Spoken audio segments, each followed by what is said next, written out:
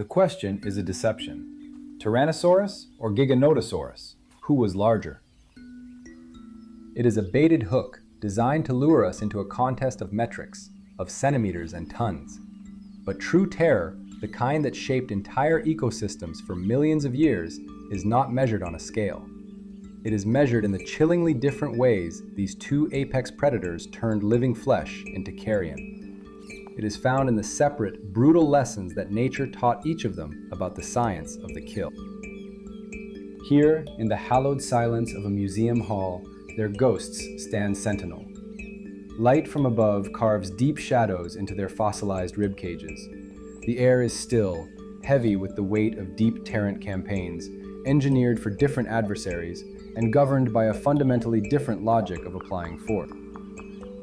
To proceed, we must first define our terms, for the word larger is a mercurial thing. Does it mean greater in length, from snout to tail? Taller at the hip? Does it refer to sheer body mass? Or perhaps the crushing power of the jaw, the stability in a struggle, or the brutal efficiency of a hunter within its own unique world? These are not the same competitions.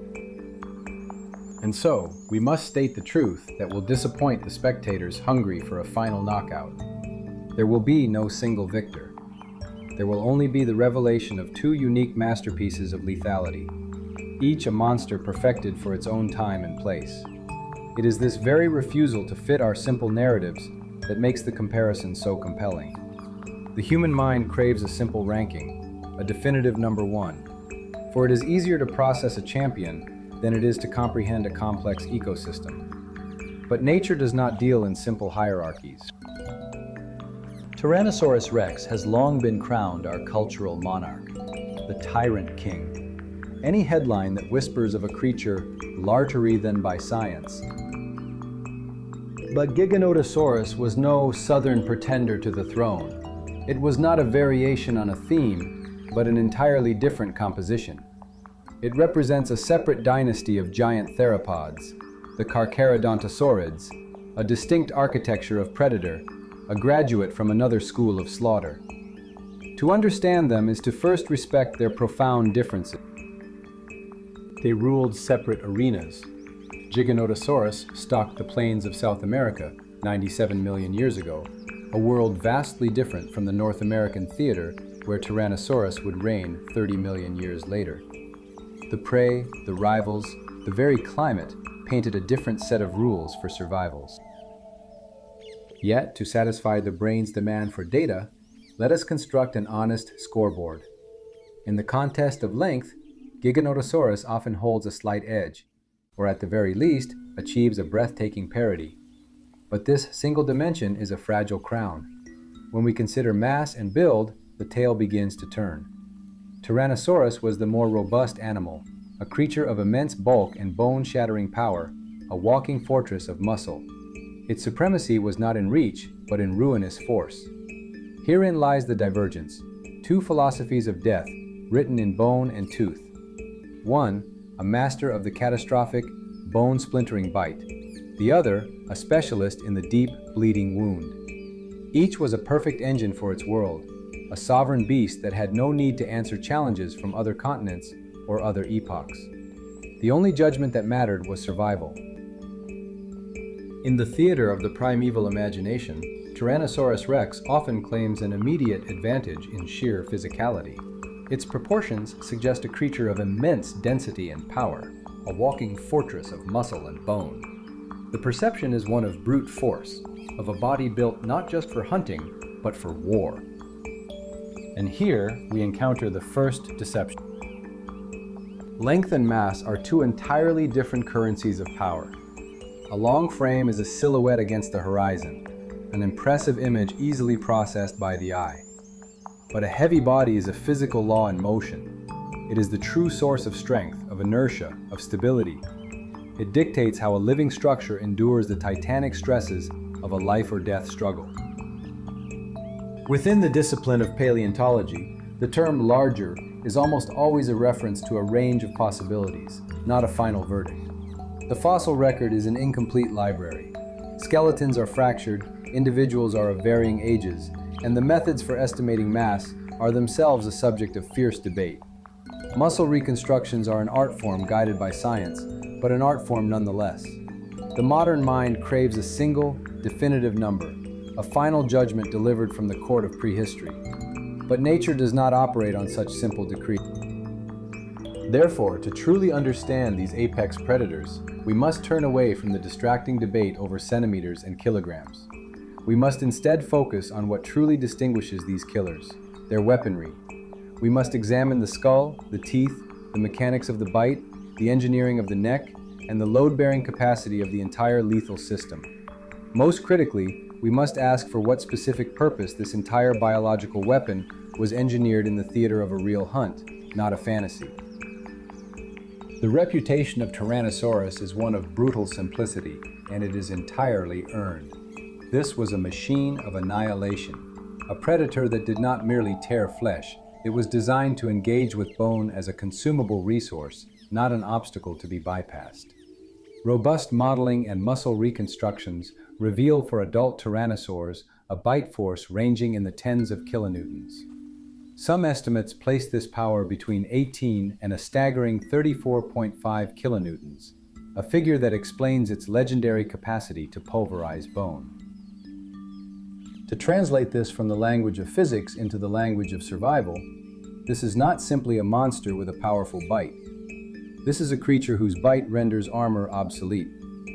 The immense pressure, concentrated through the unique shape of its teeth, allowed fractures to propagate deep into the skeleton of its prey. It turned a victim's primary defense into a catastrophic structural failure. It is vital to feel the difference in philosophy. The Rex was not obligated to engage in a prolonged slicing attack. Its logic was not that of an elegant duelist, but of a heavy industrial tool. The bite was a singular event, an impact delivered by an instrument that did not fear contact with solid bone, that would not shatter under the strain, that would not recoil at the moment its prey was still alive, thrashing, and dangerous. Its teeth were not scalpels designed for slicing. They were thick, conical spikes, more akin to railway spikes or chisels, engineered to shatter and destroy. This single distinction rewrites the final, violent seconds of the hunt. And then we have Giganotosaurus. A member of the Carcharodontosauridae, it represents a lineage of killers, often defined by a fundamentally different philosophy of predation. Theirs was a logic of cutting. Here, the teeth but to shear, to inflict vast, gaping wounds that would hemorrhage catastrophically, unzipping flesh, accelerating the loss of blood and strength, and then waiting for the inevitable collapse as the life drained from its quarry. One was a siege engine, designed to breach the fortress of the skeleton itself. The other, a master assassin, whose weapons bled the life from its target with terrifying efficiency. They were two distinct answers to the timeless question of dominance, two separate masterpieces of destruction, proving that in the ancient world, there was more than one way to be king. It does not mean that Giganotosaurus was weaker. And this is a truth that must be spoken aloud, because the enthusiast's mind instinctively attempts to transform difference into a ladder of dominance. Difference is not a measure of rank, it is the signature of specialization. And specialization is a way of winning on different terms, engineered for a different quarry, a different calculus of risk, and a different price for failure. If the Tyrannosaur's bite is a sledgehammer designed to crush, the Giganotosaurus's is a blade designed to slice. Atter structure, to extinguish resistance in a single cataclysmic event. The other is content to turn its prey into a problem, a vessel leaking its own life force, its own resource, growing more vulnerable with every heartbeat and every step. But here lies the uncomfortable truth for the spectator who dreams of a duel of titans. The real kill in the natural world is not a duel. It is a complex script written by opportunity and exhaustion, by panic and terrain, by the angle of the sun and the caprice of the wind, by 1,000 tiny mistakes and moments of ill fortune. In nature, Victory is seldom spectacular. It is economical. For a predator, a severe injury is not a badge of honor. It is a profound risk of starvation and death.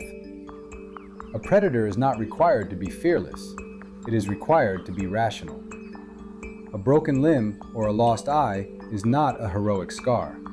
It is a death warrant, a ticket into the cold statistics of the forgotten. Therefore, every strategy of the hunt is a compromise, a constant negotiation between the chance of a meal and the chance of ruin. This compromise sculpts the body as surely as muscle and bone. To understand the predator, we must first look to its world, for ecology is the screenwriter, assigning every creature its role. The late Cretaceous of North America, the kingdom of Tyrannosaurus rex, was a world of large, formidable herbivores. Here walked the vast herds of hadrosaurs and the horned fortresses of the ceratopsians. The prey was not always larger than the hunter, but it was invariably dangerous, fast, and armored. A ceratopsian was not merely food, it was a wall of horn, shield, and muscle, a living bastion that promised a fatal injury for a foolish approach. The hadrosaurs offered a different challenge: the tyranny of distance, the safety of the crowd, the draining chase. To fail against them was not to lose a battle, but to waste precious energy and time, a currency that could spell the difference between life and death in a competitive landscape. In such a world, the power to splinter bone is not just about killing. It becomes a matter of nutritional economics. The ability to crush and splinter the skeleton grants access to a resource forbidden to others, the marrow locked deep within. Where competitors see only scraps, the tyrannosaur sees a complete meal. And so, it becomes more than a killer. It becomes a system of total consumption, brutally efficient even long after the hunt is over. It is terrifying not just for its power to kill, but for its power to render all defense meaningless, turning the very armor of its prey into another course in its feast. This alone changes the entire balance of fear in an ecosystem. The South American world of Giganotosaurus tells a different story, a different theater of life, with a different scale of herbivore and a different set of risks. Here walked colossal forms, titans of a scale that could make the hub populated by giants. The very idea of a quick kill can become a physical impossibility. The hunt becomes a process, an exercise in patience and attrition. The fear is not of being caught, but of being chosen, marked for a slow, inexorable decline, engineered by a predator built not for a single, decisive moment, but for the patient, bloody work of bringing down a living mountain. These were not monsters locked in a simple contest of strength. They were two perfect and perfectly different answers to the same eternal question: how to survive. One, a force of absolute finality. The other, a master of the inevitable. Each a sovereign in its own lost kingdom, their thrones separated not by power, but by time, by geography, and by the very nature of the life they were born to hunt. The challenge is not merely to be large, it is the necessity of being large and clever enough to survive your own hunt against a moving wall of flesh and bone. Because in these primordial struggles, the tools of the prey are as lethal as the teeth of the predator. A single mierda can extinguish the hunter as readily as the hunted. In the calculus of the wild, the question, who is more terrifying, is less instructive than, for whom is terror the constant companion? Fear, after all, is a function of the one who hunts. How often does the shadow fall? From what distance does the assault begin? How unerring is the strike? And how swiftly do your chances dwindle to nothing once the confrontation is... To be a herbivore in the world of Tyrannosaurus rex is to understand the fear of abrupt finality. It is the terror of a sudden, catastrophic system failure. The attack is not a prelude to a struggle, it is the struggle's end. It is the fear of bones, once an armor, ceasing to offer any defense at all. It is the fear of a contact after which you are not merely wounded, but structurally undone. Your ability to resist is not diminished, it is deleted. The very architecture that supports movement has been shattered into ruin. But to be a colossal herbivore in the world of Giganotosaurus is to know a different kind of dread. It is not the fear of the lightning strike, but of the encroaching tide. It is the fear of process. The fear of a wound that does not in the first instant appear mortal, but it is a leak, a slow, inexorable draining of life itself, turning you into a resource in deficit, a vessel emptying into the dust. It is the fear of a body that weakens with every heartbeat, of a target that finds it ever harder to maintain the pace, to mount a defense. The world slowly narrows to the crimson stain on the earth and the patient, circling shadow. Here we must pause and confront a uniquely human fascination: the pack. Hollywood has long been addicted to the idea of coordinated team hunting. The audience is drawn to the concept of a reptilian special forces unit, for it makes the predator seem more intelligent, the drama more acute. But the stones and the bones are often silent on such matters. The fossil record rarely offers direct proof of such complex tactics. Honest scientific discourse must maintain a cautious distance from confident proclamation. The correct phrasing is a careful one. Possible forms of sociality are debated. There are findings that may hint at joint presence, at certain patterns of congregation, but to transform every large theropod into a perfectly synchronized squadron is a leap of faith. More often than not, it is a cinematic fantasy, not an ironclad conclusion. And even if we remove the special forces from the equation entirely, the terror of these animals is not diminished. A solitary killer, armed with the right tools and the correct strategy, is a force of nature unto itself. Lions hunt alone as well as in a pride. The grizzly bear is a singular nightmare, requiring no counsel to assert its dominion. Nature does not demand a committee for dominance. This is why any conversation about raw speed is so treacherous. Biomechanical models exist, but their numbers are ghosts, dependent on assumptions of muscle mass, posture, and weight that we can never truly confirm. A more honest inquiry looks not at the speedometer, but at the science of motion. The biomechanics of the turn, the distribution of immense loads upon a bipedal frame, the brutal economy of energy in a world where every calorie was precious. On the level of form, however, we can speak without falsehood. Tyrannosaurus presents as a pugilist of the highest order, a heavy fighter where mass and power are inextricably linked into a compact, immensely powerful chassis. Giganotosaurus is perceived differently. A longer, more gracile predator, its very geometry suggesting another kind of motion, another method of attack. It is a telling detail of our own story that Giganotosaurus was thrust from the Patagonian earth into global consciousness, becoming an instant rival to the tyrant king. In our minds, we pit them against each other, these ghosts of deep time. But they were more than just monsters.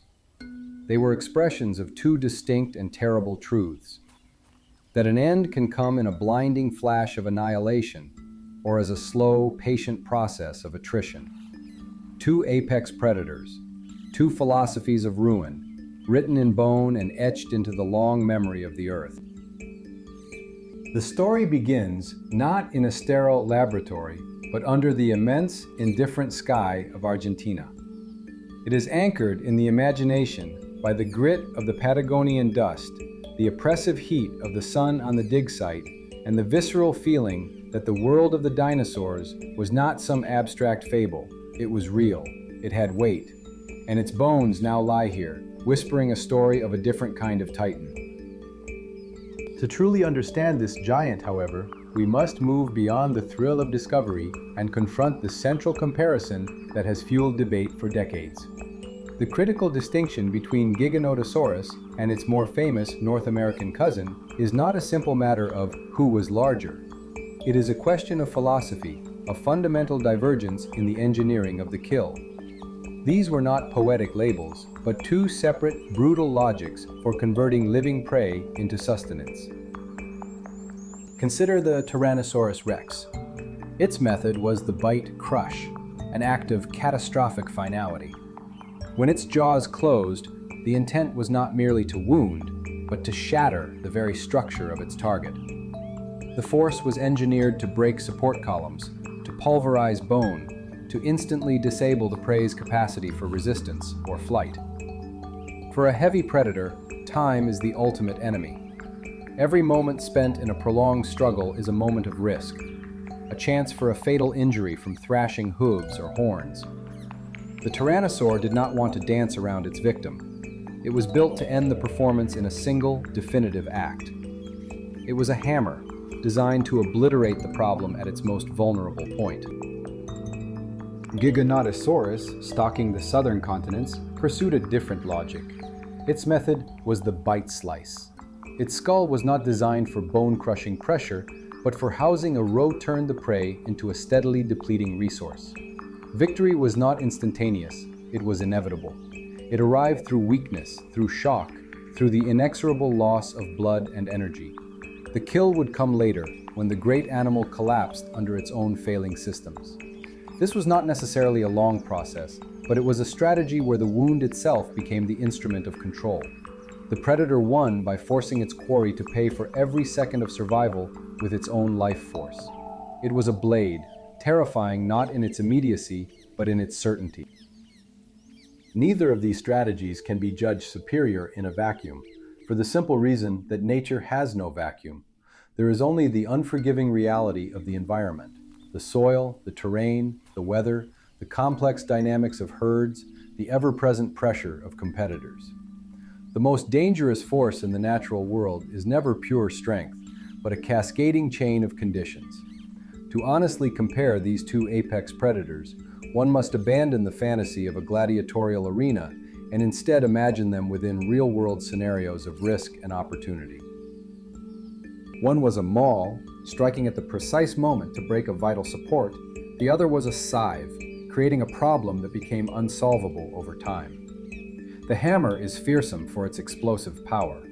The knife is fearsome for its inescapable conclusion. Both were masters of their craft, their lethality absolute, requiring no contest to prove their dominance.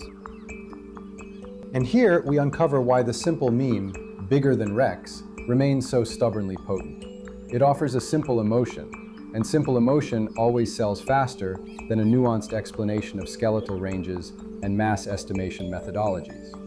The human brain craves a button to press, a clear verdict. The king is overthrown, or the king has retained his throne. It is a story. Ecology, by contrast, is a complex system with no subtitle. Paleontology itself resists such absolutes. Every new fragment of bone has the potential to shift our estimates of length and mass, especially mass, which is acutely sensitive to how we choose to reconstruct musculature and soft tissue. To present a single number as gospel is to betray the very nature of the search. Instead, one must speak in the language of science, of ranges and models, of the known specimens and the gaps in our knowledge. This is the honest compromise between the human thirst for drama and the scientific respect for complexity. It works far better than attempting to stage one final, decisive blow, a moment that, in the vast and brutal theater of the natural world, almost never truly existed. The fragile picture, painted in childhood, of a single, undisputed king of sizes shatters under the weight of evidence. The truth is far more complex and far more interesting. The very comparability of these titans is what gives the debate its fire, not the trivial matter of who might have triumphed by half a meter in a contest of skeletons. The throne was never singular. It was a dynasty of giants, each ruling a different empire of time and space. Consider the contest of mass, of sheer, immovable presence. Here, Tyrannosaurusrex often commands the stage. In our reconstructions, its form is one of brute force, a dense, powerful core built for absorbing and delivering immense physical loads. If one imagines a primeval collision as a series of kinetic transfers, then this condensed mass becomes the ultimate asset. It is inertia, it is stability, It is the profound ability to endure cataclysmic forces without losing control, an unyielding anchor in a world of violence. The creature was a fortress of muscle and bone, an epicenter of force that bent the laws of physics to its will. Then we turn to the matter of the bite, the final, lethal application of power. This is the undisputed territory of the Tyrant King. Its skull was not merely a housing for the brain, but a biomechanical sledgehammer, engineered for the highest levels of stress. Its teeth were not delicate blades, but thick, conical railroad spikes designed to puncture and to crush. Biomechanical studies reveal a bite force measured in the tens of thousands of newtons, a pressure so extreme that it renders the very concept of armor obsolete. For an adult Tyrannosaurus, bone was not a defense to be overcome. It was simply another layer of sustenance, a source of minerals and energy to be casually unlocked. Yet a different philosophy of destruction existed, a lineage of killers who wielded the art of the blade. The great carcharodontosaurus, the Shah, a fence line of serrated blades. The mechanics here speak not of crushing, but of a devastating shearing attack.